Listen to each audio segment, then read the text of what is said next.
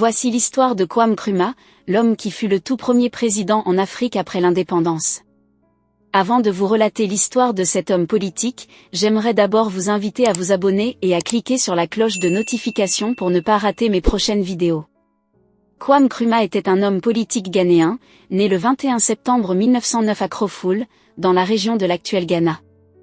Il est considéré comme l'un des leaders les plus importants du mouvement de libération africain et a été le premier président du Ghana indépendant. Enfant, Kwame Nkrumah a grandi dans une famille modeste et a reçu une éducation de base dans son village natal. Il a ensuite poursuivi des études supérieures au Ghana, au Royaume-Uni et aux États-Unis, où il a obtenu une formation en philosophie, en théologie et en éducation. Sa vie professionnelle a été marquée par son engagement politique. Nkrumah a été influencé par des idéaux nationalistes et panafricanistes et a joué un rôle clé dans la lutte pour l'indépendance du Ghana, qui a finalement été obtenue en 1957. En tant que dirigeant politique, Kwame Nkrumah a mis en place des politiques progressistes visant à moderniser le Ghana et à promouvoir le bien-être de sa population.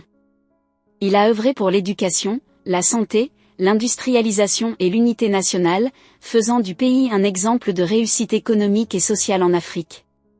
Nkrumah était également un fervent défenseur de l'unité africaine et a contribué à la création de l'Organisation de l'Unité africaine, OUA, en 1963, visant à promouvoir la coopération entre les pays africains et à lutter contre le néocolonialisme.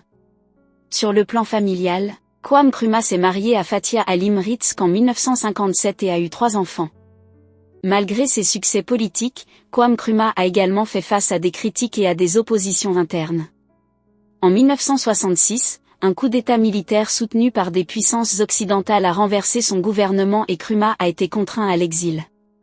Kwame Nkrumah est décédé le 27 avril 1972 au Caire, en Égypte, dans des circonstances entourées de mystères. Son héritage politique, ses idées progressistes et son engagement en faveur de l'unité africaine restent une source d'inspiration pour de nombreux Africains et militants du monde entier.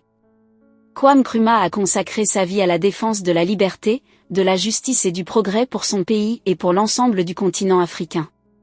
Si vous avez aimé la vidéo, cliquez sur j'aime et partagez. Mais n'oubliez pas de vous abonner et de cliquer sur la cloche de notification pour ne pas rater mes prochaines vidéos.